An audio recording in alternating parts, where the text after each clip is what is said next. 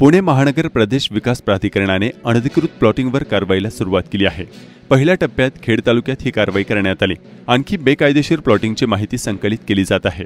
चाकण परिसरात मोठ्या प्रमाणावर झालेली प्लॉटिंग आता कारवाईच्या कात्रीत येण्याची शक्यता आहे। पुढील काळात खेड तालुक्यासह मावळ, मुळशी, हवेली आदी तालुक्यातही ही कारवाई करण्यात येणार आहे। त्यासाठी सर्वेक्षण करण्यात येणार आहे। त्यानंतर योग्य पडताळणी करून ही कारवाई केली जाणार आहे।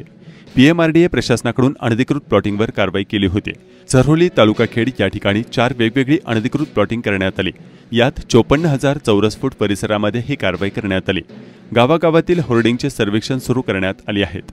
त्याचबरोबर अशा प्रकारचे अनधिकृत प्लॉटिंगची माहिती देखील गोळा करण्यात येणार आहे। त्या माध्यमातून अशा प्लॉटिंग विक्रीवर चाप बसणार आहे। याबाबत प्राधिकरणातील बांधकाम परवानगी विभागातील एनए परवानगी मिळाली असल्यास त्याची खात्री करून जागेची खरेदी विक्री करावी असे आवाहन पीएमआरडीएच्या वतीने करण्यात आले। पीएमआरडीएच्या हद्दीतील खेड, आळंदी, चाकण, वडगाव, घेणन, चाकण या पट्ट्यामध्ये त्याचप्रमाणे मावळ आणि मुळशी या तालुक्यात देखील मोठ्या प्रमाणात प्लॉटिंग होत आहे।